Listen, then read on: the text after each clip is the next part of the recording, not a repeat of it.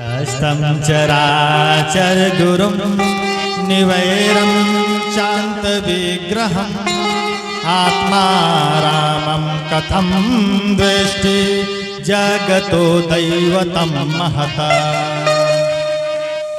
कह रहे हैं जो शिव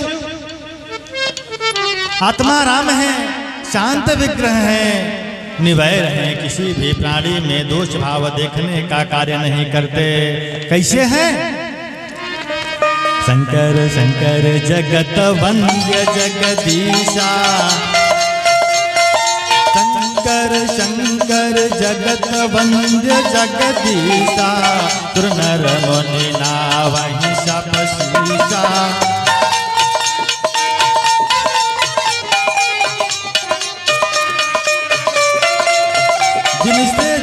जिनको स्वप्न में भी किसी प्राणी में देश भाव रखना नहीं आता, ऐसे आत्मा राम महाराज दक्ष से विवाद क्यों हो गया, कृपया करके विस्तार से बताइए। परीक्षित के इस कुशल प्रश्न पे सुखदेव महाराज कहते हैं, राजन घटना उस समय घट गई। बोले कब? बोले देखा देखा विधि विचार सब लायक, देखा देखा विधि विचार सब लायक, दक्ष की प्रजापति नायक।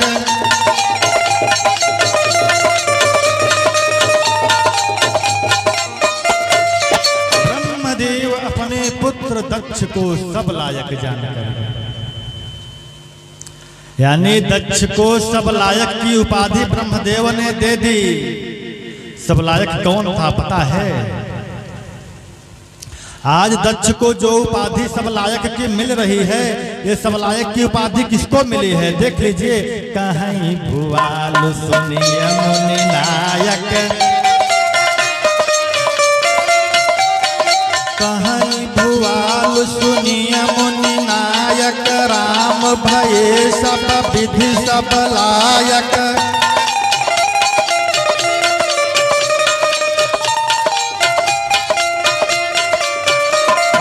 को सब लायक की उपाधि प्राप्त हुई सज्जनों, परंतु यहाँ पर ब्रह्मदेव दक्ष को ये उपाधि दे रहे हैं। तो कारण,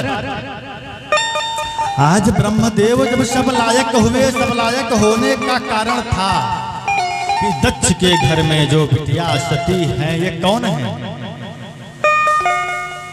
दक्ष प्रजापति की जो बिटिया सती हैं, ये कौन है? श्रीमद् देवी भागवत पुराण में बता रहे हैं, त्वमेव सर्व जननी मूल प्रकृतिरीश्वरी, और त्वमेवाद्या सृष्टि विधौ, और स्वेच्छया त्रिगुणात्मिका।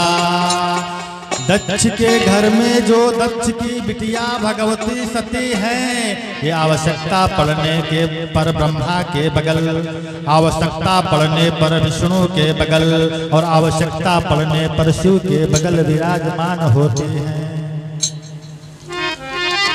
यानी कौन है ये सती? ये आदि शक्ति जगत जननी भगवती कौन है? संग सती जग जननी भवानी, संग सती जग जननी भवानी, पूजो ऋषि अखिलेश्वर जानी।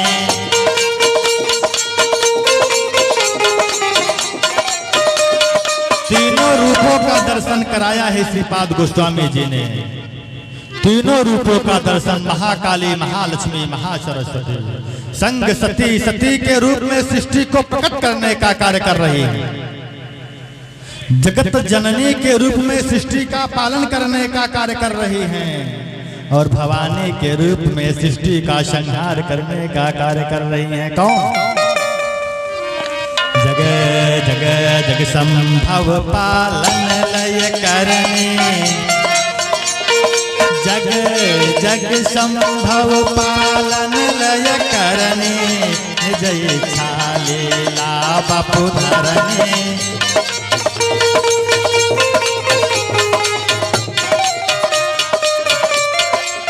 यानी महामाया त्रिगुणात्म शक्ति,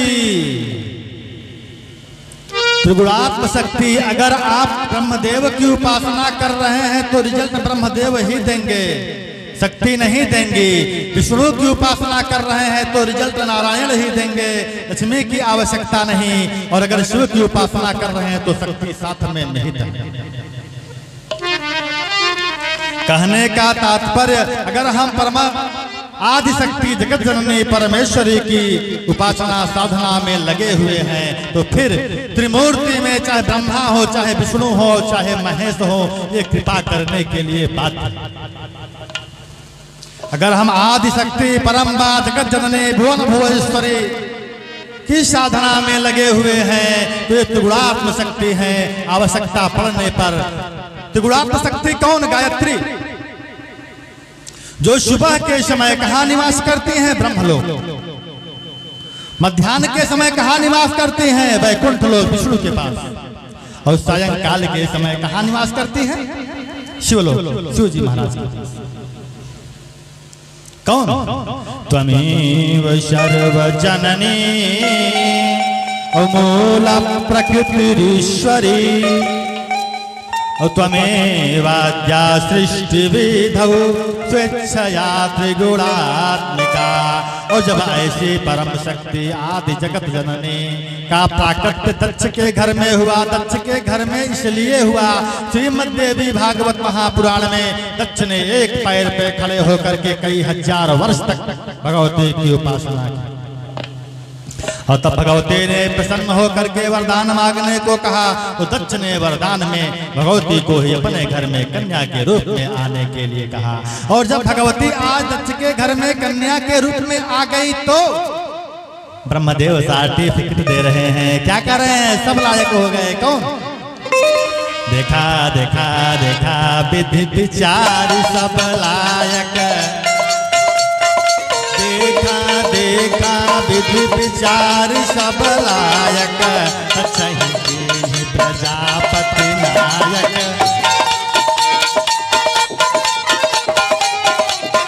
को नहीं यस जन्मा जग माहि, को नहीं यस जन्मा जग माहि, प्रभुता पाई जाहि मत नाही।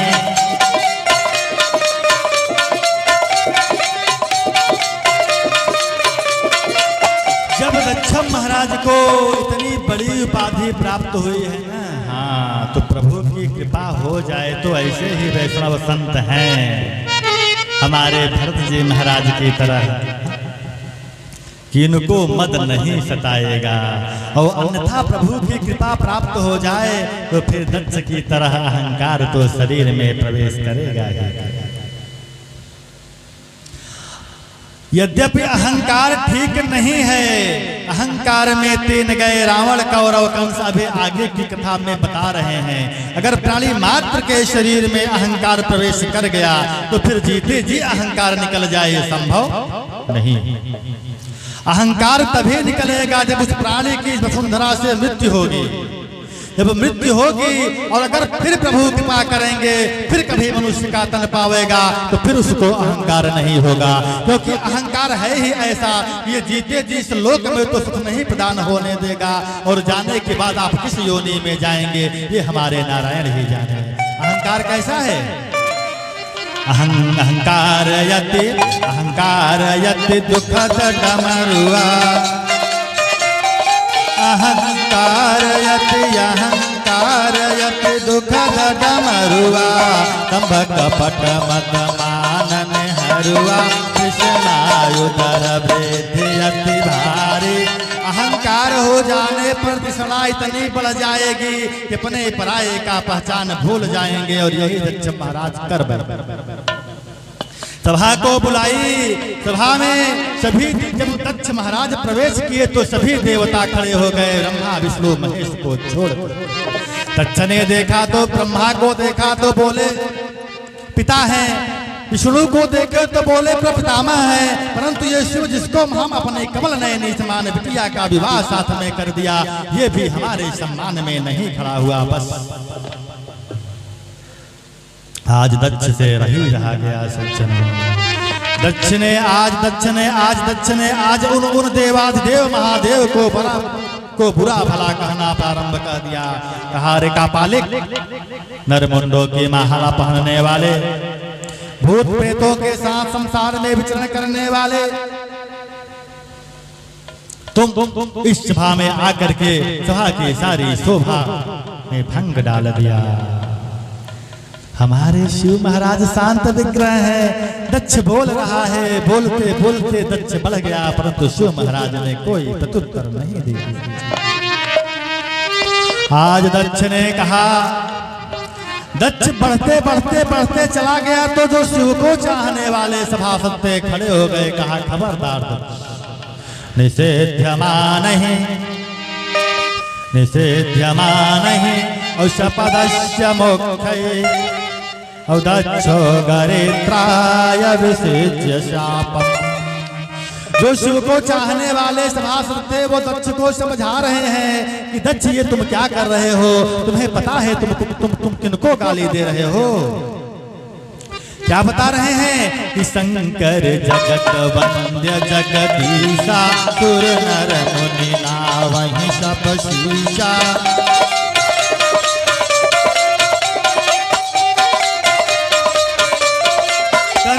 तुम जिनको गाली देने का कार्य कर रहे हो ना, ये संपूर्ण जगत के वंदनीय हैं, जगत गुरु हैं, परंतु कहते हैं ना, जब क्रोध आ गया और अहंकार आ गया तो फिर अपने पराये का पहचान समाप्त हो जाता है। जब हमारे ऊपर विपत्ति पड़ने को होती है तब भी हमारे आंखों पर पर्दा पड़ जाता है। कैसे? असंभवम हेम मृगस्य जन्मम औ तथापि रामो लुलुभे मृगायः प्रायः समापन्न धियोऽपि पूषाम् विपत्ति काले मलिनां भवन्ति। विपत्ति पड़ने की उनको होती है तो ज्ञानवान धैर्यवान पुरुषों की भी बुद्धि जो है वो विनिष्ट हो जाती है। ठीक है, इस प्रकार से कहा न कि स्वर्ण का मृग जा रहा है और उठिए और तीर मार करके उसके चर्म को लेकर के आइए, तो सोच विचार नहीं किए, धनुष लेकर के उठ गए। किस बात पर? मृग करयति सुंदर देहि, मृग करयति सुंदर देहि अनुचरम कहत भय देहि।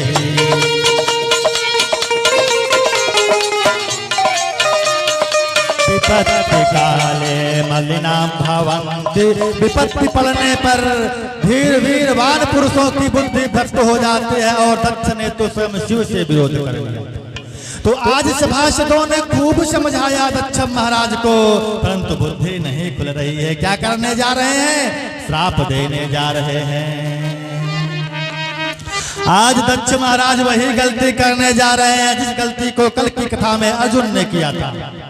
आज दक्ष ने यह नहीं पता किया कि जिनको मैं श्राप देने जा रहा हूं उनको श्राप लगता भी है कि नहीं लगता है। जिस प्रकार से कल अर्जुन ने यह शपथ ले लिया कि हम सूर्योदय होते होते अश्वत्थामा के सर को काट देंगे, परंतु यह नहीं पता किया कि अश्वत्थामा तो मरने वाला नहीं, वो चिरायु है। अश्वत्थामा बलिर्व्यासो हनुमानस्य विभीषणः कृपा परशुरामश्च सप्तैताशिरजीविनः सप्तैता स्मरे नित्यं मार्कण्डेय चाष्टमम्। अश्वत्थामा अजर अमर था, लेकिन फिर भी अर्जुन गलती कर बैठे, शपथ ले लिए। इसी प्रकार से आज दक्ष ने यह नहीं पता किया कि जिनको मैं श्राप देने जा रहा हूं उन्हें श्राप लगता भी है कि नहीं। क्या कर रहा है दक्ष? अयं तु देव यजना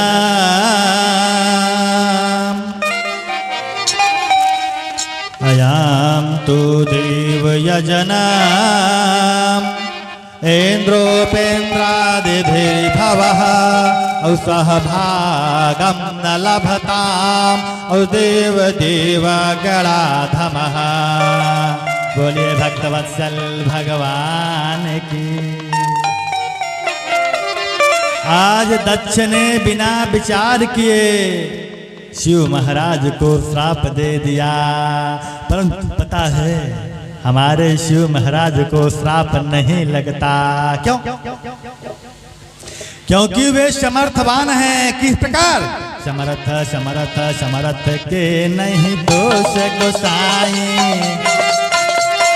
समर्थ के नहीं दोष गोसाई, सुर शरीर विपावक की नाई।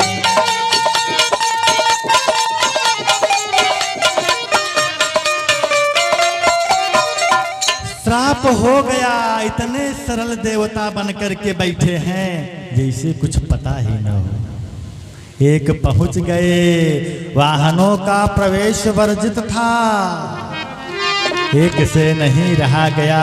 जब शिव महाराज को श्राप हो गया तो एक ने अपनी कुर्सी छोड़ दी धीरे से और पहुंच गए शिलाद पुत्र नंदेश्वर के कानों में कहते हैं, तुम यहाँ बैठे हो और अंदर तुम्हारे स्वामी को श्राप हो गया। किसने बताया? हाँ? सपने हूँ जिनके मोहन माया, सपने हूँ जिनके मोहन माया, उदासीन धन धाम न जाया।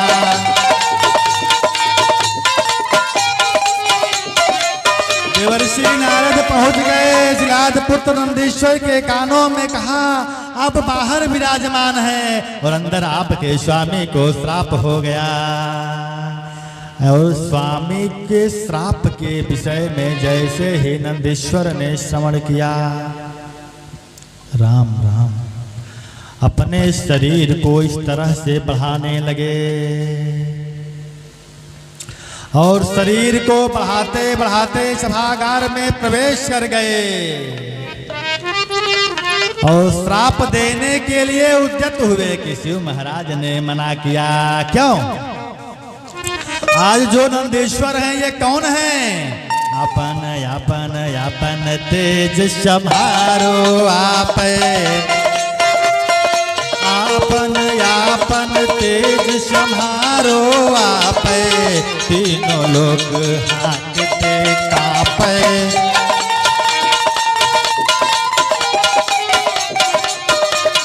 कहने का तात्पर्य, अगर शिवलिंग के सामने नंदीश्वर नहीं है तो जिस गांव में वो शिवलिंग होगा वो गांव रसातल को चला जाएगा, क्योंकि शिव के शरीर से जो तेज निकलने का कार्य करता है उस तेज को संभालने का कार्य स्वयं शिव ही किया गया। क्या करते हैं? अपन तेज संभारो आप, तीनों लोग हांकते कांपे।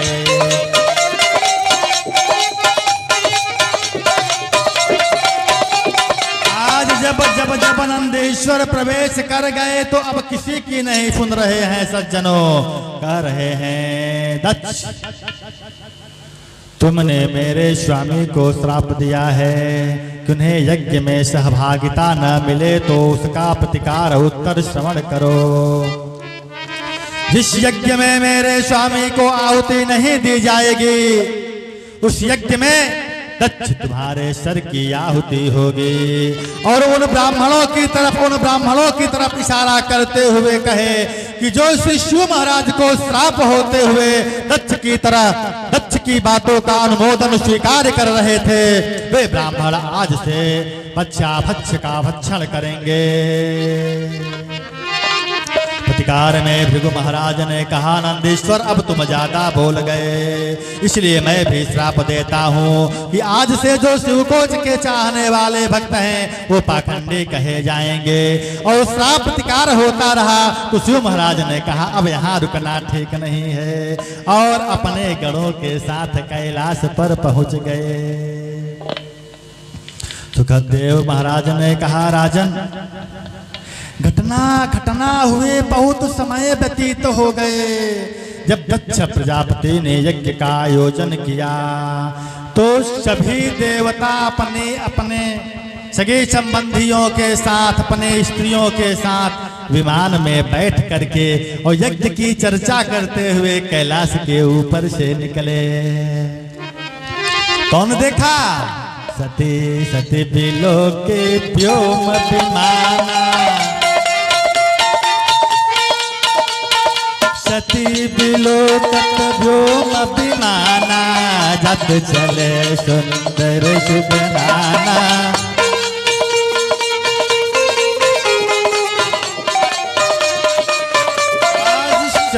सती देवी के कानों में उनके पिता की यज्ञ की बात उनके श्रवण इंद्रियों के द्वारा उन्हें पता चला कि उनके पिता कोई यज्ञ कर रहे हैं। दौड़ करके आई अपने स्वामी के पास, अपने स्वामी के पास दौड़ करके आई और हाथ जोड़ करके कहते हैं, प्रजापतस्ते ससुरस्य सांप्रतम। हमने सुना है, हंसते हुए कह रहे हैं भगवती सती कि हमने सुना है कि आपके ससुर दक्ष प्रजापति कोई विशाल यज्ञ कर रहे हैं। भगवान शिव अभी कुछ कहते कि भगवती सती ने कहा, पिता के घर यज्ञ हो रही है, मैं भी जाना चाहती हूँ, अपना आदेश देने की कृपा करें। भगवान शिव जब जब जब जब जब देवी सती इस तरह से पूछी तो भगवान शिव का क्या रिएक्शन है उसको देखिए सज्जनों। भगवान शिव ने डायरेक्ट नहीं मना किया, इस बात को अपने अंदर उतार लीजिए कि अगर कोई व्यक्ति आपसे कुछ कहने के लिए आ रहा है तो पहले उसके बातों का अनुमोदन करना सीखिए। जब सती ने कहा कि प्रभु अगर आप हमको आदेश दें तो पिता के घर यज्ञ हो रही है, मैं भी देखने जाऊंगे। भगवान शिव ने क्या किया, क्या कहा? तयोदितम शोभन में व शोभने। हे देवी बिल्कुल जाना चाहिए, जो तुमने बात कही वो मेरे हृदय को पुलकित कर रहा है देवी। बिल्कुल बिल्कुल यज्ञ की बात है, बिल्कुल जाना चाहिए। क्या करें? तयोदितम शोभन में व शोभने। अब देखिए अब आगे क्या कर रहे हैं? औ अनाहुता अप्यभेतु बंधुषु कर रहे हैं। परंतु भगवती क्या निमंत्रण कार्ड आया है? क्या आपके स्नेही स्वजनों ने बुलाया है? ठीक इसी विषय को मानस में संत शिरोमणि भी लिखते हैं। भगवान शिव क्या कर रहे हैं? कहो कहो कहो नीक मोरु मन भावा। भागवत तयोदितम शोभन में व शोभने। मानस कहो नीक मोरु मन भावा, यह अनुचित नहीं वत पठावा। आज भगवती से कह रही है देवी यज्ञ की बात है, उत्सव तो हमारे प्रभु श्री को प्रिय है। घर में शादी विवाह उत्सव हो सकता है, परंतु यज्ञ हो कीर्तन हो इसको कह रहे हैं परम उत्सव है। और हमारे प्रभु तो उत्सव प्रिय हैं। कह रहे हैं देवी यज्ञ की बात है, बिल्कुल जाना चाहिए। परंतु क्या आपके स्नेही स्वजनों ने, आपके पिता ने आपको निमंत्रण कार्ड दिया है? फंस गया मैटर सज्जनों। आज सती ये सोच करके कही कि निमंत्रण कार्ड हो सकता है हमारे स्वामी के पास आया हो, परंतु स्वामी ने कह दिया कि क्या आपके पास निमंत्रण कार्ड आया है? अगर आया है तो निमंत्रण कार्ड को दिखा दो देवी और चली जाओ। निमंत्रण कार्ड दिखा दो और चली जाओ। तो निमंत्रण कार्ड तो भगवती को मिला नहीं था। तो भगवती ने कहा क्या गुरु के घर, भगवान के घर, पिता के घर, मित्र के घर भी जाने के लिए निमंत्रण कार्ड की आवश्यकता होती है प्रभु? सती दूसरे दूसरे पैराहे पर खड़ी हो रही हैं। भगवान ने बेझिझक कह दिया, बिल्कुल देवी, अगर हमारा विरोधी वहां बैठा हो तो फिर हमें निमंत्रण की आवश्यकता है, इसलिए कि जैसे ही हम विरोधी हम उसके घर पहुंचेंगे, इनके घर कार्यक्रम चल रहा है, तो जो विरोधी है उसे तो निमंत्रण कार्ड मिला है, और जैसे ही हम पहुंचेंगे विरोधी खड़ा हो जाएगा और हमको कार्ड नहीं मिला है, हमको निमंत्रण पत्र नहीं मिला है। जब विरोधी खड़ा होगा तो उसे निमंत्रण मिला है तो निमंत्रण देने वाला उसको बैठाएगा और तुमको कहेगा कि किसने बुलाया महाराज, हाँ? क्या आप हमारे उतारने के लिए आप हमारे दरवाजे पर आए हो? भगवान शिव ने क्या कहा? तदपि विरोध मान जहाँ होई, तदपि विरोध मान जहाँ होई, कहाँ गए कल्याण न होई।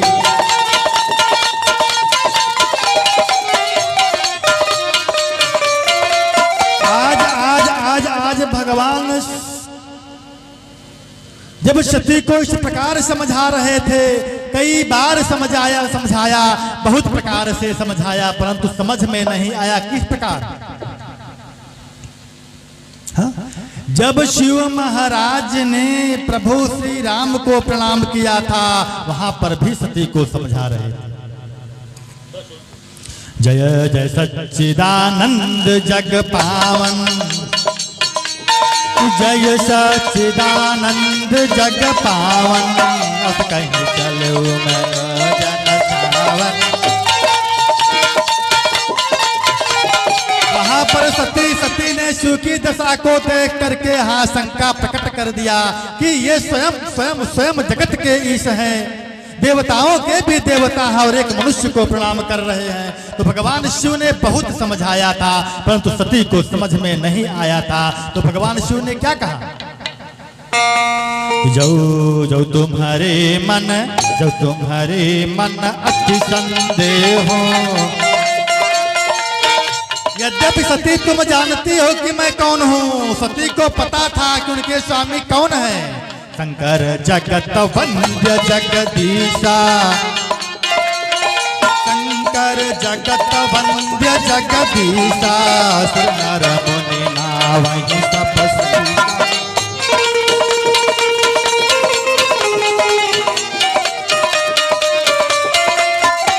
सती को नहीं समझ में आया और आज भी भगवान शिव क्या देख रहे हैं? एवं दुरक्त्वा वीर राम शंकर, कि अगर आज हम सती को भेज देते हैं फिर भी सती वापस नहीं आएगी, और अगर सती को रोक लेते हैं तो कैलाश सहित सब भस्म हो जाएगा। बोले श्रीमद् जगत गुरु भगवान की, श्रीमद् जगत गुरु भगवान की। 2 मिनट में सती को यज्ञ मंडप तक पहुंचा देते हैं और उसके बाद हम महाराजश्री की तरफ चलेंगे। आज जब बहुभाती शिव महाराज ने देखा, एवं दुरक्त्वा वीर राम शंकर पत्न्याङ्गनाशम, कि अगर हम देवी सती को भेज देते हैं फिर भी भगवती वापस कैलाश पर नहीं आएगी, और अगर भगवती को नहीं भेज रहे हैं तो आज भगवती किस मुद्रा में हो रही है? खड्गम चक्र गदेषु चाप परिघाञ्चोलं भूषण्डं शिरा शंखं सन्दधतिं करस्त्रिनयनां सर्वांग भूषावृतां। यानी भगवती काली की उस मुद्रा में आ रही है जो संपूर्ण विश्व को जलाने में सक्षम है। और आज भगवान शंकर ये दृश्य देख करके भगवती सती को गौ के साथ विदा कर देते हैं।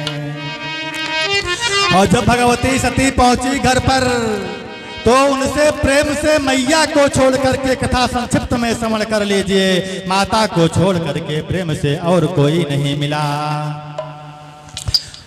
पिता दक्ष भी प्रेम से नहीं मिले तो भगवती आज घर में नहीं गई, मंडप में प्रवेश करती है और रुद्र भागमतम वेद्य चाद्वरम, यज्ञ मंडप में अपने पति के स्थान को न पा करके भगवती सती आज सभी की तरफ निगाह करके बोल रही है कि सभी को उचित फल प्राप्त होगा। और इस प्रकार से क्या किया, हंस कही योग यज्ञ तनुजारा।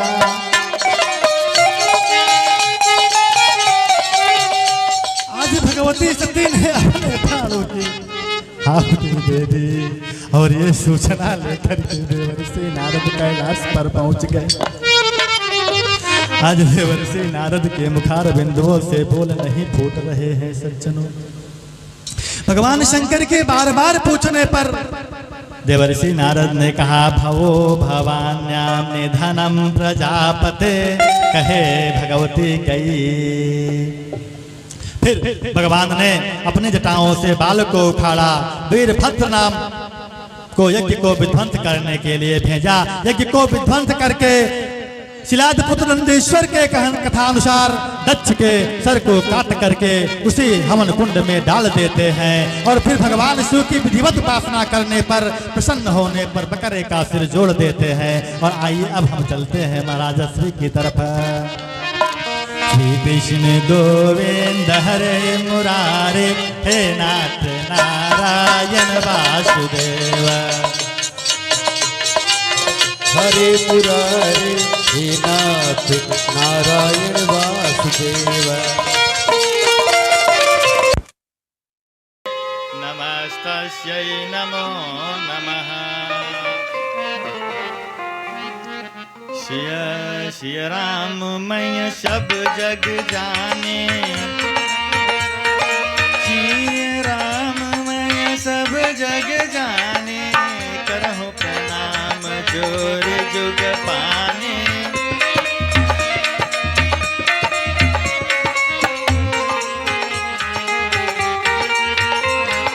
विश्वनाथ मम नाथ पुरारे, त्रिभुवन महिमा विदित तुम्हारी।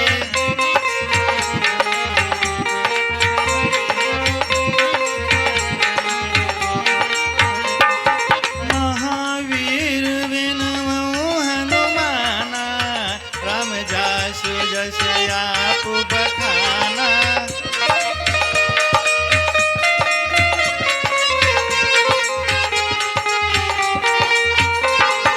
जय गिरिवर जय जय गिरिवर, जय राज किशोरी, जय महेश मुख चांद चकोरी।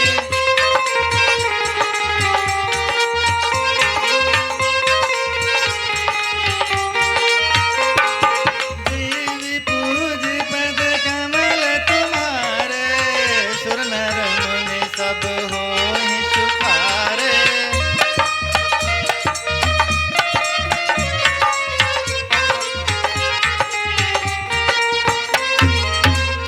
एक बार प्रेम से बोलिए त्रिपुर सुंदरी राज राजेश्वरी श्री राधा रानी के, जय हो। श्री कृष्णचंद्र भगवान के, जय हो। श्री रामचंद्र सरकार के, जय हो। श्री काशी विश्वनाथ के, जय हो। हनुमान जी महाराज के, जय हो। गंगा मैया के, जय हो।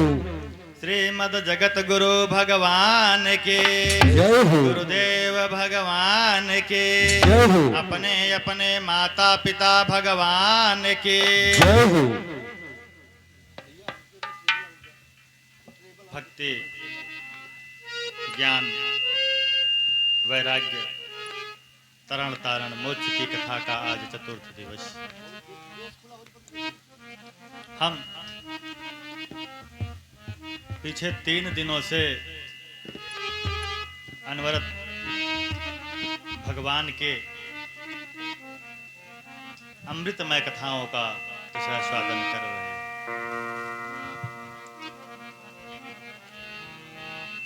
कल की कथा में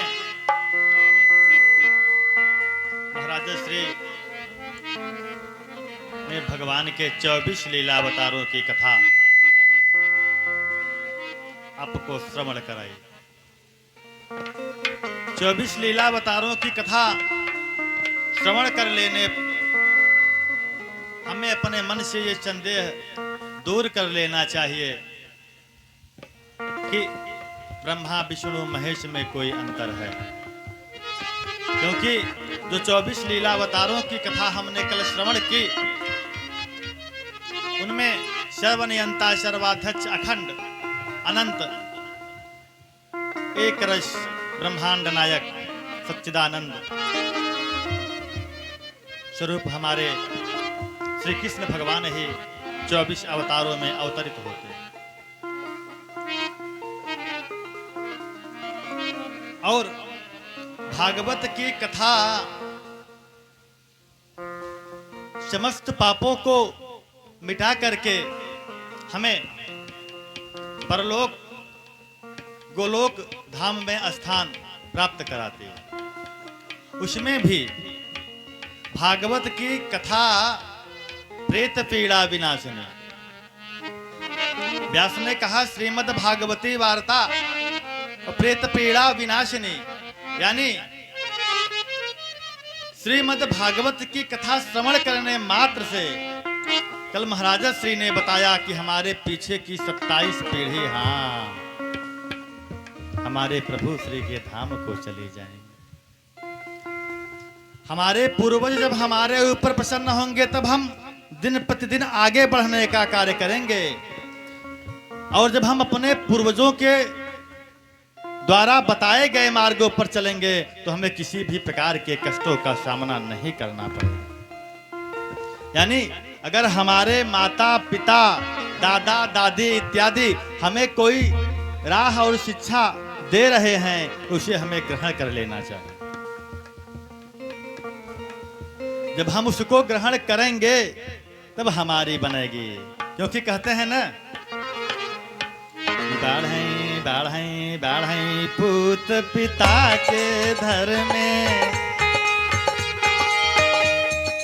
बाढ़ें पूत पिता के धर में, खेती उपजही अपने कर में।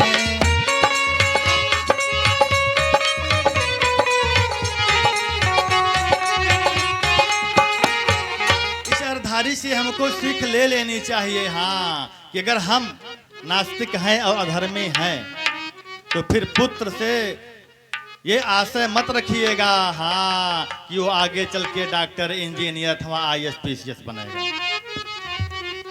अगर आप अधर्मी हैं तो आपकी जो संतति होगी ना, हाँ, वो भी उसी मार्ग को ग्रहण करेगी। क्योंकि मैंने कथा के प्रथम दिन में ही बता दिया था कि माता पिता अपने बालकों को कौन सी शिक्षा दे रहे हैं। सावधान होकर के श्रवण करिएगा सज्जनों। कौन सा शिक्षा, कौन सी शिक्षा? कि मातु पिता बालकन ही बोलावे, मातु पिता बालकन ही बोलावे, उधर भरई सोई नीति बतावे।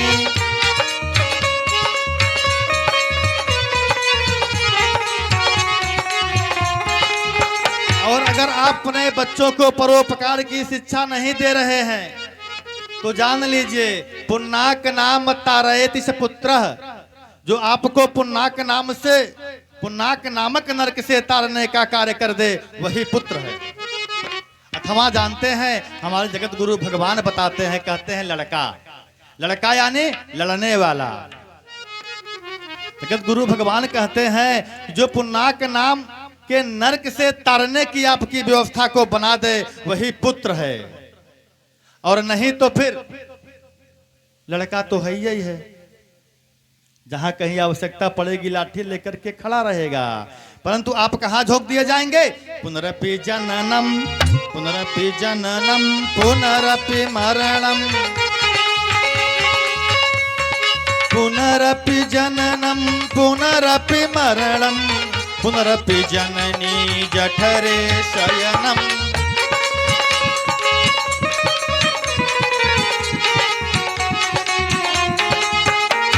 हम कल की कथा में महाराज श्री ने बताया भगवान के 24 लीलावतार की कथा बताने के बाद भगवान शिव दक्ष द्वेष, यानी जहां पर दक्ष का सर कटा, यानी कि अगर आप अभिमान रहित हुए तो आप नहीं बचने वाले। ये क्या है कि अहंकार यति दुखद डमरुआ। अहंकार धन का हो, बल का हो, ऐश्वर्य का हो, अहंकार अगर किसी भी प्रकार का आपके शरीर में प्रवेश किया तो आप बांधे जाएंगे सज्जनों। इसलिए सावधान। धन है तो किसका है? हमारे प्रभु का है। ऐश्वर्यता है तो किसकी है? हमारे प्रभु का है। संतान है तो किसकी है? हमारे प्रभु का है। ज्ञान है हमारे पास तो किसकी कृपा से है? प्रभु की कृपा से है। कैसे कि नाथ सकल संपदा तुम्हारी, नाथ सकल संपदा तुम्हारी, मैं सेवक समेत सुत नारी।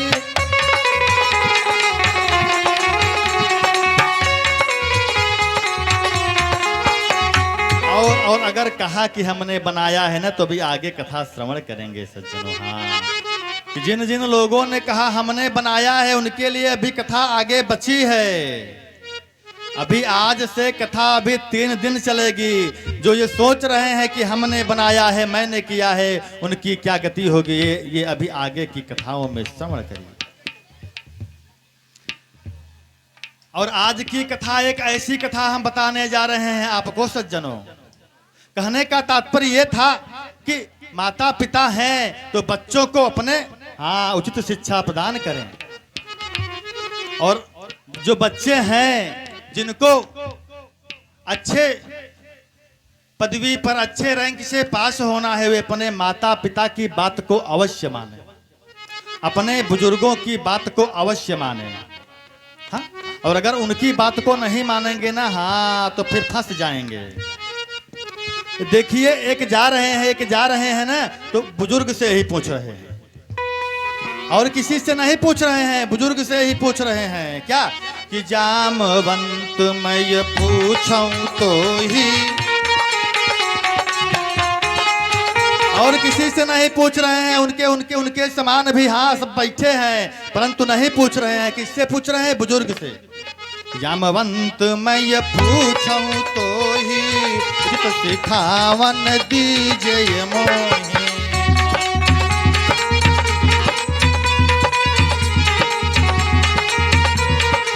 अगर हम अपने जीवन से अपने बुजुर्गों को, अपने माता पिता को, अपने दादा दादी को, अपने आजा जो भी हमसे बुजुर्ग हैं, अगर उनको हम अपने शरीर से हटाने का कार्य करेंगे ना तो समझ लीजिए कि आप ज्यादा दिन नहीं चलने वाले हैं। इसके पहले ही आपकी सेवा समाप्त हो जाएगी। माता पिता का अस्तित्व जानते हैं? हम एक दृष्टांत बताते हैं आपको। दृष्टांत के माध्यम से श्रवण करिए कि एक जगह विवाह जो है तय हुआ तो कन्या पक्ष के कन्या के पिता ने कहा ठीक है आप बारात लेकर के आइए, परंतु ध्यान रखिएगा कि बारात में कोई बुजुर्ग ना आने पावे। अगर बारात में कोई बुजुर्ग आ गया ना तो मैं बारात वापस कर दूंगा। अब यहाँ पर इस दृष्टांत को श्रवण करके अपने परिवार में बुजुर्गों की अहमियत को समझिए सज्जनों। कन्या के पिता ने कहा अगर कोई बुजुर्ग बारात में आया तो हम बारात वापस कर देंगे। दूल्हे ने कहा ठीक है।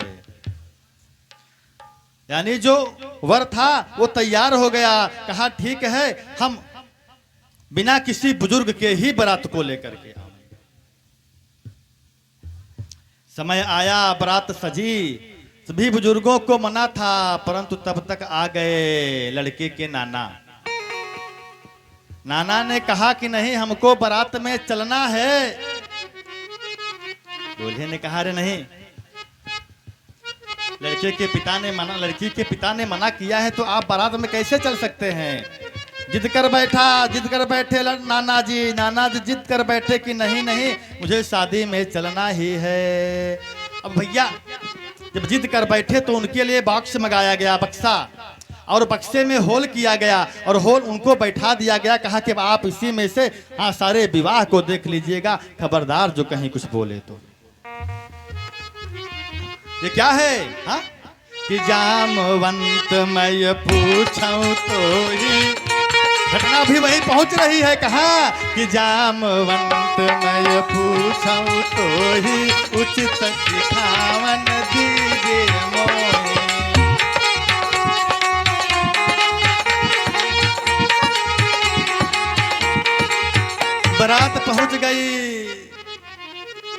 कन्या के पिता ने भेजा अपने व्यक्ति को, कहा पता लगाओ बारात में कोई बुजुर्ग तो नहीं आया है।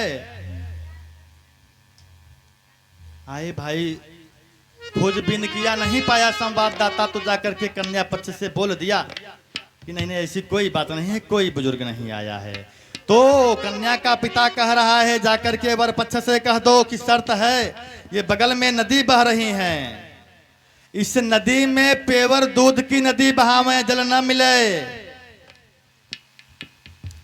कह रहे हैं ये जो नदी बह रही है इसमें पूरे दूध की नदी को बहावे, उसमें रंच मात्र भी जल न हो सज्जनों। फंस गए। घटना कहाँ आ रही है? जैसे हनुमान जी पूछ रहे हैं ना, अभी पूछा जाएगा क्या? जामवंत मैं पूछूं तो ही, इधर जगह है, ये जो कुर्सियां है ना ये पीछे लगा लीजिए, पीछे जगह है कि जामवंत मैं पूछूं तो ही, उचित सिखावन दीजिए मोहि।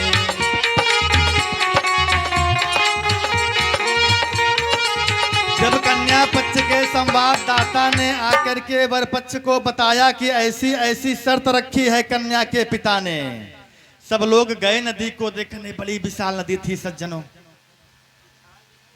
वर पक्ष के लोग कह रहे हैं असंभव, इतनी बड़ी नदी को हटा करके दूध दूध दूध दूध की नदी बहाना, ये हमारे लिए असंभव है। हाँ, तो अब ऐसा करते हैं कि अब बारात वापस लेकर के चलते हैं। जब बारात वापस होने लगी तो लड़के ने कहा, रे नाना जी अब क्या है, उनको मार रहे हो, अब उनको बक्से में से बाहर निकाल दो, अब तो बारात वापस हो ही रही। भैया ताला खोला गया, नाना जी खड़े हुए, बोले बताइए क्या बात है? नाना जी से वरपक्ष वालों ने कहा, लड़के ने कहा कि बारात वापस हो रही है, अब आपको छुपने की आवश्यकता नहीं है। हाँ, तो उस बूढ़े व्यक्ति ने कहा आखिर बारात वापस क्यों हो रही है, कारण तो बताओ। क्या वो जान गए कि बुजुर्ग बारात में आया है? क्या उनको ये पता चल गया कि बुजुर्ग कोई बारात में आया है? कह रहे नहीं, बात वो नहीं है।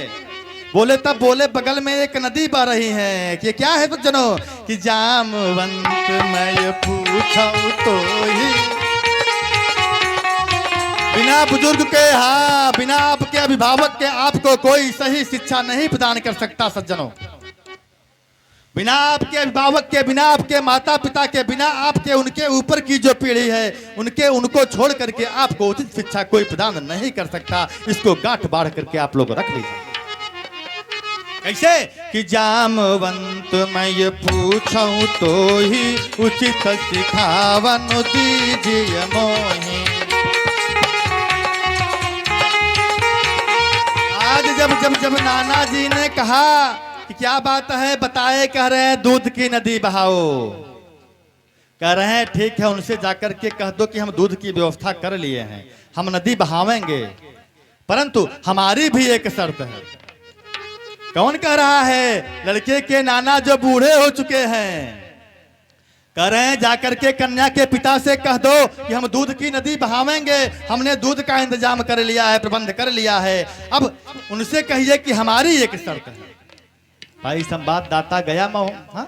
और कन्या के पिता के पास खड़ा हो गया, बोला कि वो लोग दूध की व्यवस्था कर चुके हैं और आपसे एक शर्त है। उससे बोले क्या शर्त है? कह रहे हैं कि शर्त है कि जो नदी बह रही है पानी की, पहले उसमें से आप पानी तो हटाइए, तब तो हम दूध की नदी बहाएंगे। ये क्या है? कि जामवंत मैं पूछूं तो ही, जामवंत मैं पूछूं तो ही, उचित सिखावन दीजिए मोहि।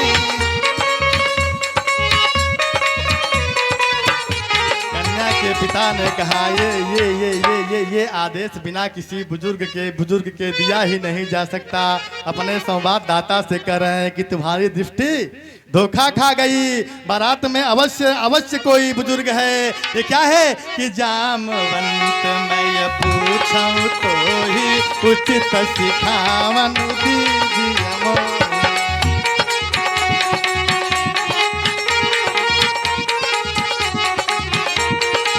कहने का तात्पर्य है कि हाँ आपके माता पिता अथवा हम आपसे उनसे जो बुजुर्ग हैं, दादा दादी, आजा आजी, ये आपके जीवन के, हाँ समझ लीजिए, अगर इनका अपमान आप करेंगे ना तो फिर बीचे में त्रिशंकु की तरह लटके रहेंगे सज्जन। न उधर के होंगे और न इधर के होंगे। आइए 2 बार भगवान के पावन नामों का संकीर्तन कर लेते हैं और फिर उस कथा में प्रवेश करते हैं। आज एक भक्त के विश्वास पर भगवान कहां से प्रकट होंगे? खंभे से। विश्वास की भक्ति देखिए सज्जनों। यानी अगर आप नाम जपते हैं तो नाम पर किस प्रकार का विश्वास करिए, जिस प्रकार से आप अपने वैद्य की वचनों पर विश्वास करते हैं। अगर डॉक्टर ने टैबलेट दे दिया और परहेज बता दिया तो आप प्रारंभ कर देते हैं।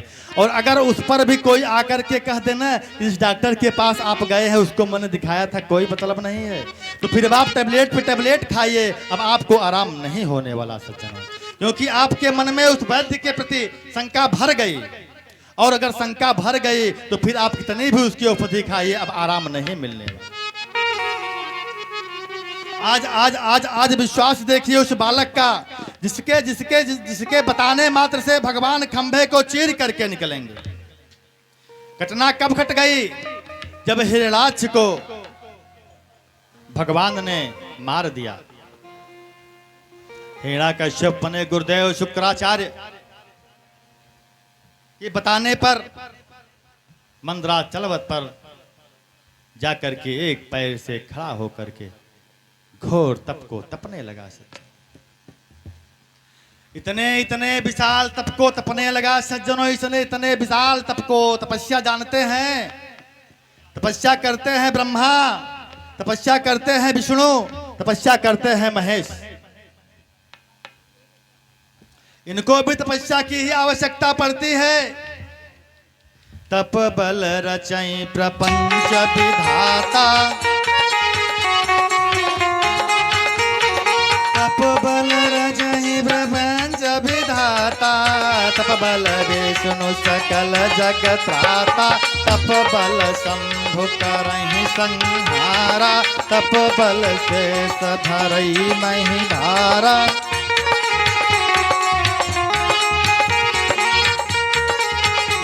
इतने विशाल तप को हिरण्यकश्यप तपने लगा सज्जनों कि देवताओं के प्राण रुकने लगे। इंद्रादि देवताओं के प्राण सज्जनों रुकने लगे। अब वे चाह करके भी वायु शक्ति का प्रयोग नहीं कर पा रहे, यानी अब उनकी सांसें धीरे धीरे रुकने लगी। पहुंच गए कहां? तब बिरंच सन जाई पुकारे, इंद्र अपने मंत्रिमंडल सहित कहां पहुंच रहे हैं? ब्रह्मा के पास। तब बिरंच सन जाई पुकारे, देखे विधि सब देव दुखारे।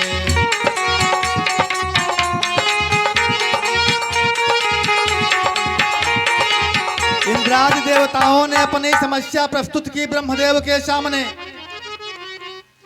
ब्रह्मदेव ने कहा हम कोई उपाय करते हैं। देवराज ने कहा प्रभु जल्दी करिए, समय नहीं है और अन्यथा हम लोग समाप्त। इतना श्रवण करना था कि ब्रह्मदेव वहां से अंतर्ध्यान हो गए सज्जनों। और कहां प्रकट होते हैं? मंदराचल पर्वत पर, जहां विशाल तप को हिरण्यकश्यप तप रहा था। पहुंच गए, क्या कह रहे हैं? उत्तिष्ठोत्तिष्ठ भद्रं ते तपः सिद्धोऽसि काश्यपः। हे कश्यप पुत्र, हिरण्यकश्यप, तुम उठो, मैं तुम्हारी तपस्या से प्रसन्न हूं। ब्रह्मदेव ने कहा हिरण्यकश्यप, मैं तुम्हारे तप से प्रसन्न हूं। ये ऐसे देवता वरदान देने के लिए आए हैं, ये वरदान देकर के चले जाते हैं और झेलना किसको पड़ता है? हमारे ठाकुर जी को। इसी प्रकार के तप को एक ने और तपा। इसी प्रकार से तपस्या एक ने और की। और ब्रह्मदेव आए तो उसने कहा मुझे वरदान चाहिए कि मनुष्य और बानर को छोड़ करके मुझे कोई मार न पावे। कहा? रावण ने जब तपस्या किया, ब्रह्मदेव प्रसन्न हुए तो उसने कहा कि मुझे मनुष्य और बानर को छोड़ करके और कोई आपकी सृष्टि में मार न पावे। ब्रह्मदेव ने क्या कहा? हाँ, उसकी एप्लीकेशन पर साइन कर दिया। क्या कर रहे हैं? एवमस्तु तुम बड़ तप कीन्हा, एवमस्तु तुम बड़ तप कीन्हा, मैं ब्रह्मा मिलिया वर दीन्हा।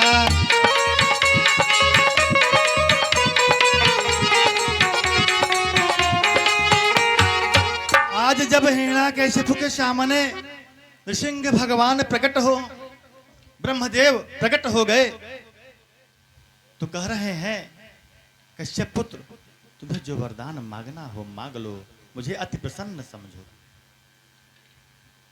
हिरण्याकश्यप अपने हाथों जोड़ करके दंडवत लेट जाता है। सज्जनों, कहता है, पितामह आपकी इच्छा हो।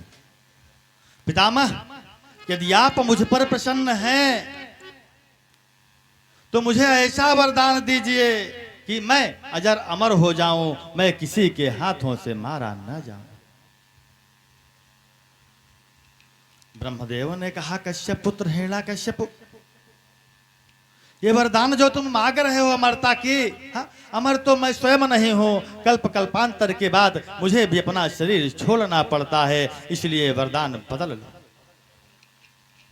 ब्रह्मदेव के इस प्रकार से कहने पर अपना वरदान बदल लो।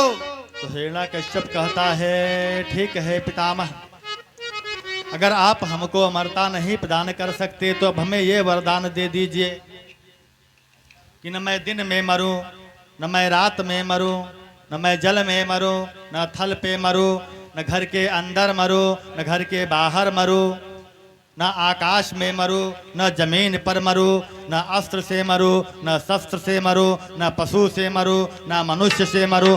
कहते कहते थक गया हिरण्याकश्यपु तो कह रहा है, पितामह, अभी तक आपने जितनी भी सृष्टि की है मैं उनमें से किसी से भी न मरूं। और जानते हैं कि जब भगवान की कृपा प्राप्त हो जाती है ना तो क्या होता है? हा? भगवान की प्रभुत्व शक्ति किसी को प्राप्त हो जाए तो क्या होता है? को नहीं यश जन्मा जग माही, को नहीं यश जन्मा जग माही, प्रभुता पाए जाए मगन।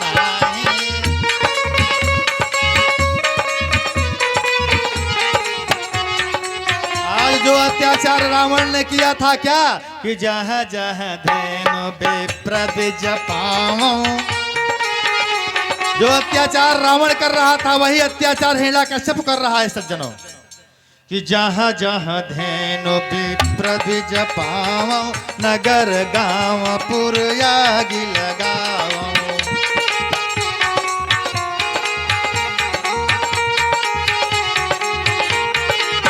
धरती उसके अत्याचार से सज्जनों थर थर कांपने लगी। अब कोई सहारा नहीं मिल रहा था। धरती पहुंच गई हाँ देवराज इंद्र के पास। देवराज इंद्र ने कहा, इस समस्या का हल हमारे पास नहीं है। पहुंचे कहा, किसको खोज रहे हैं? नारायण को। अब नारायण क्षीर सागर में थोड़े न बैठे हैं सज्जनों, रे उनको भी अनेक काम है। और तभी तभी तभी वहां उपस्थित होते हैं कौन? शशि ललाट सुंदर सिर गंगा। अरे आप जिनको खोज रहे हैं ना, हाँ वे क्षीर सागर में नहीं मिलने वाले। फिर कहाँ मिलने वाले? क्या बता रहे हैं? हरि व्यापक सर्वत्र समाना, हरि हरि व्यापक सर्वत्र समाना, हिम्मत प्रकट हो ही हम जाना।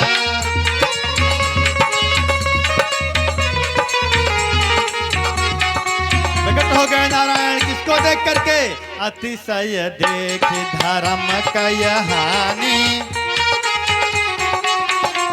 यानी हाँ, दुष्टों को मारने के लिए भगवान नहीं आते, मैं बार बार बता रहा हूं सज्जनों। अतिशय दे आज आएंगे ना, आज हमारे यजमान यादव परिवार में आएंगे। कौन आएंगे? नटवर नटवर नागर नंदा भजर मन गोविंदा। नटवर नागर नंदा भजर मन गोविंदा। और आएंगे तो सिर्फ सत्य को बचाने के लिए आएंगे सज्जनों, राक्षसों को मारने के लिए नहीं आएंगे। धर्म संस्थापनार्थाय और संभवामि युगे युगे।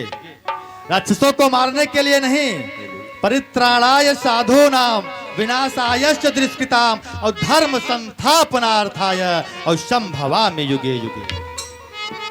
यानी जब धर्म दबेगा, यानी अब पुत्र पिता के कहने में नहीं है, पत्नी पति के कहने में नहीं है। यानी जब अधर्म की सीमा लांघने लगेंगे, हाँ लगेंगे ये मनुष्य, तब कौन आएगा? हाँ? नटवर नटवर नागर नंदा भजर मन गोविंदा। नटवर नागर नंदा भजर मन गोविंदा। आज नारायण आए और धरती को सांत्वना दिया कि तुम शांत रहो, हमने व्यवस्था कर दी है। अब सभी देवता आश्चर्यचकित, क्या व्यवस्था कर दिए हैं? सबने अपने हाथ लाइन लगाए हिरण्याकश्यप के राज्य पर। सबने हाँ, इंद्र वायु जल अग्नि पृथ्वी जितने भी देवता वहां उपस्थित थे, सबने हाथ लाइन लगाई। कहा हिरण्याकश्यप के राज्य पे कि भगवान कह रहे हैं हमने व्यवस्था कर दी है, हाँ हमने अपने आने की व्यवस्था कर दी है, आप लोग निश्चिंत रहिए। इतना कह करके जब भगवान अंतर ध्यान हो जाते हैं सज्जनों, जब अंतर ध्यान हो जाते हैं तो सबकी दृष्टि कहां पहुंचती है? हिरण्याकश्यप के राज्य पर। क्या देख रहे हैं? हिरण्याकश्यप का एक 5 वर्ष का बालक है सज्जनों, जो आज असुर कुल की शिक्षा को लेने के लिए विद्यालय भेजा जा रहा है।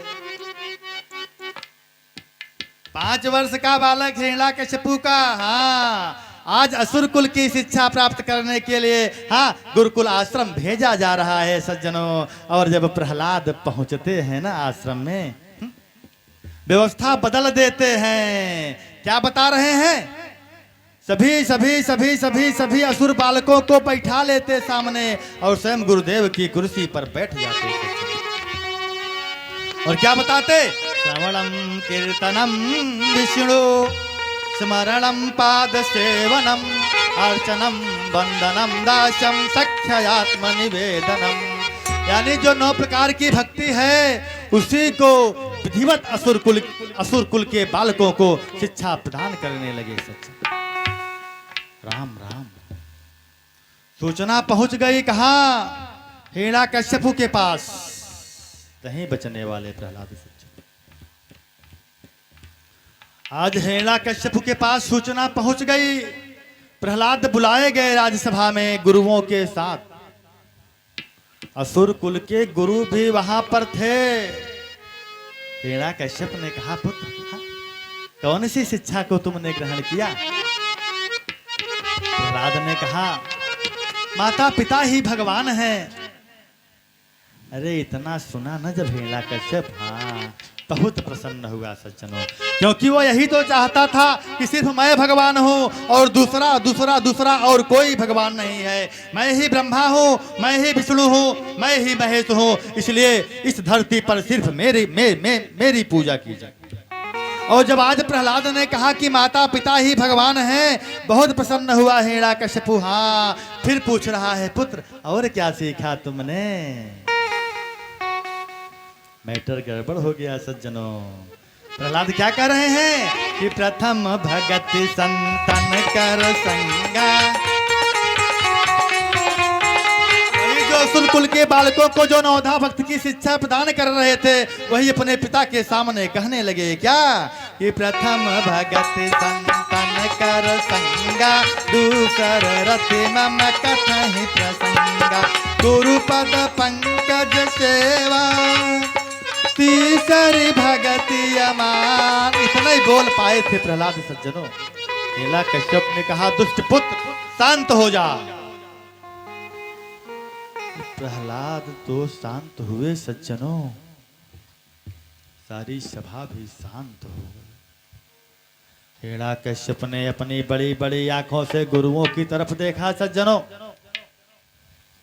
गुरुओं ने हाथ जोड़ लिया, यानी हिरण्याकश्यप आंखों से पूछ रहा था कि ये मेरे पुत्र को कौन सी शिक्षा दी जा रही है। गुरुओं ने इशारों में कहा, हाँ क्या कर रहे हैं कि न मत प्रणीतम न पर प्रणीतम, कह रहे हैं भगवान। हिरण्याकश्यप को कह रहे हैं भगवान, आपके पुत्र को ये जो शिक्षा मिली है ना, ये गुरुओं के द्वारा नहीं मिली है। न मत प्रणीतम और न पर प्रणीतम। और अगर आप ये सोच रहे हैं कि कोई दूसरा दे दिया है ना, तो यह भी असंभव है। हाँ, क्योंकि ये जो शिक्षा प्राप्त किया है कौन सी, सावधान सज्जनों, ज्ञान शक्ति प्रिय बोलियो और स्वाभाविक है चारि, और ये गुण सीखे ना मिले। यानी कि ज्ञान शक्ति प्रिय बोलना, ये अगर कोई सोचे कि हम पढ़ लिख करके प्राप्त कर लेंगे तो नहीं मिलेगा। विवेक शक्ति जो है, हाँ मैंने बताया था कथा में, विवेक शक्ति, ज्ञान की शक्ति, हाँ ये कहाँ मिलती है, सत्संग में।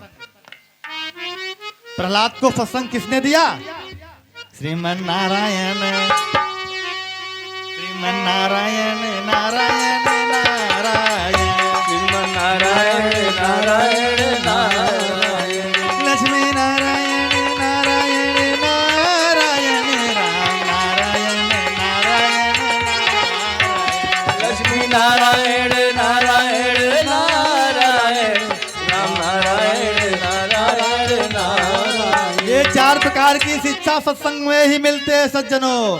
ज्ञान शक्ति प्रिय बोलियो और समयोचित व्यवहार, यानी किस व्यक्ति के साथ किस प्रकार का आचरण करना है, ये आपको कोई सिखा नहीं सकता सर।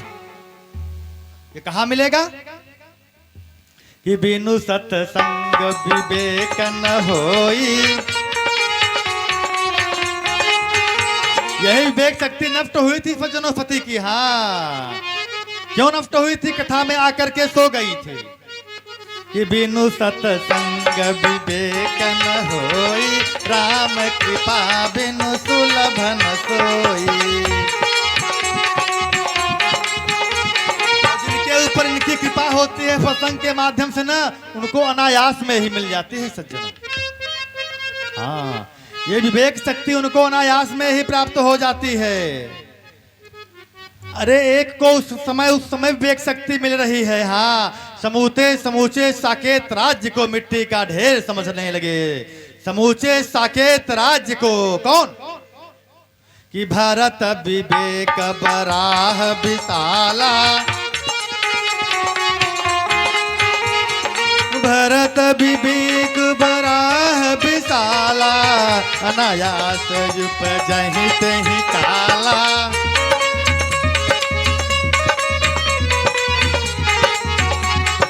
गुरुओं ने कहा, भगवान राजन ये शिक्षा हमने नहीं प्रदान की है। हाँ, ये शिक्षा कहीं अब ये नहीं कह पा रहे हैं कि नारायण से मिली या किसी से मिली, क्योंकि कहेंगे तो मार दिए जाएंगे। क्योंकि भगवान तो स्वयं अपने आप को हिरण्याकश्यप मान रहा है, इसलिए क्या कह रहे हैं, इशारा दे रहे हैं कि कहीं और से प्राप्त हुआ है। हिरण्याकश्यप ने कहा अपने अमात्यों से, कर ये दुष्ट पुत्र राज्य धर्म की शिक्षा को नहीं ग्रहण कर रहा है, उसे तत्क्षण समाप्त कर दिया जाए। आज प्रहलाद को मारने का आदेश हो गया सज्जनों, परंतु जानते हैं बगल में ही कौन थे। आज हिरण्याकश्यप के बगल में राजमाता कयाधु थी, प्रहलाद की मैया खड़ी हो गई, कह रही नहीं नहीं मेरे लाल को न मारा जाए। ये क्या है कि माई बिनु आदर कौन करे, माई बिनु आदर कौन। अरे पुत्र कितना भी गलत काम करके आया हो ना, हाँ अगर अगर आ करके मैया के आचर पे हाँ अपना मुंह छुपाया ना, सारे पाप सज्जनों समाप्त हो जाते। कि माई बिनु आदर कौन करे, परंतु इस वैज्ञानिक युग में वो भी समस्या है सज्जनों, आचर मिलेगा कि नहीं मिलेगा। इस विज्ञान युग में ये भी समस्या बढ़ती जा रही है कि आने वाले समय में हाँ माताएं अपने बालकों को आंचल का सुख दे पाएंगे कि नहीं दे पाएंगे। हाँ अगर देना है तो फिर इस सत्य धर्म की रक्षा अवश्य करें, सनातन धर्म की रक्षा अवश्य करें, कि सनातन धर्म की रक्षा करेंगे तो फिर ये सुख हाँ बालकों को मिलता रहेगा। कि माई बिनु आदर कौन करें, और सा बिनु सागर कौन भरे। राजरानी माता कयाधु ने कहा नहीं, मेरे पुत्र को कोई नहीं छुएगा, मैं अपने पुत्र को समझा दूंगी कि वो असुर कुल की शिक्षा को ग्रहण करे। जानते हैं हाँ स्त्रियों के सामने बड़े बड़े बड़े की बोली बंद हो जाती है सज्जनों, कितने भी बलवान हो। हाँ कितने भी बलवान हो, जानते हैं कि जब सेतु समुद्र पे सेतु बन गया, हाँ राम बना करके पार हो लिए, तो रावण के मन में संदेह हुआ कि ये सेतु बना कैसे। वह भी एक पत्थर लिया और गया पानी में डाल दिया, गया पानी में डाल दिया, वो पत्थर भी तैरने लगा सज्जनों। आकर के हाँ आकर के सबको बताया कि देखो हाँ वो कोई भगवान थोड़ी न है, उसने पत्थर बनाया था, पत्थर तैर रहे हैं, मैंने सेतु बना दिया तो मैंने भी पत्थर बनाया है, देखो पत्थर तैर रहे हैं। बड़ी सभा में मंदोदरी हाँ ने कहा, प्रभु आपने पत्थर कैसे नाया, कैसे तैर रहा है, आप हमको बताइए, मैं अवश्य जानना चाहूंगी। रावण ने कहा हम बता देंगे ना तुमको बाद में। मंदोदरी ने कहा नहीं अभी बताइए। यानी एक पुरुष का पौरुष या तो उसकी माता जानती है, या तो एक पुरुष का पौरुष उसकी पत्नी जानती है। मंदोदरी ने कहा मैं नहीं मानने वाली, बताइए कि आपके द्वारा छोड़ा गया पत्थर तैर कैसे रहा है। फंस गया सज्जनों रावण ने सभी सभा को बर्खास्त कर दिया और मंदोदरी को लेकर के एकांत में गया, कहा तुमसे बता रहा हूं किसी से कहना मत। रावण ने कहा जिनसे मुझे युद्ध करनी है, मैंने पत्थर लिया और कहा उस पत्थर से कि तुम्हें श्री राम की सौगंध है, अगर तुम इस जल पर तैरते हुए न मिले तो। और जब मैंने राम की सौगंध रखी उस पत्थर को, तो पत्थर पानी में तैरने लगा, वो पत्थर पानी में तैरने लगा सज्जन। तो या तो आपकी पौरुष को आपकी माता जानती होगी, और या तो फिर आपकी पत्नी जानती होगी। और जब आज हिरण्याकश्यप के बगल से आवाज आई कि नहीं नहीं मेरे पुत्र को कोई नहीं छुएगा, तो फिर हिरण्याकश्यप के मुखार बिंदुओं से एक भी आवाज आई नहीं। ये क्या है कि नारी विबस नर सकल गोसाई, नारी नारी विबस नर सकल गोसाई, नाचहि नट मर कटकी नाई।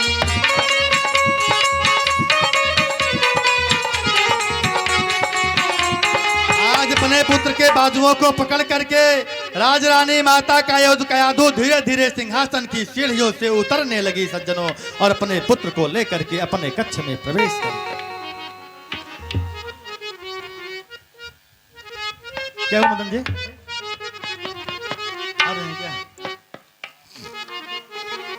आज जब प्रहलाद को लेकर के अपने बोले श्रीमद जगत गुरु भगवान की, श्रीमद जगत गुरु भगवान की।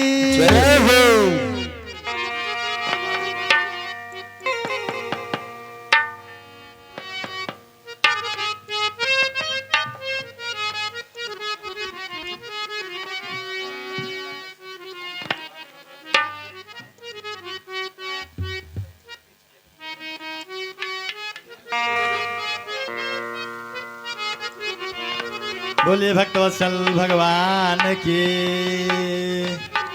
आज माता ने प्रहलाद से कहा तुम असुर कुल की शिक्षा को क्यों नहीं ग्रहण करते? तो प्रहलाद ने कहा मैया तुम सोच रही हो कि मैं बढ़ रहा हूं, मैं बढ़ नहीं रहा हूं। कथा को संक्षेप में समझ करिए सच्चा।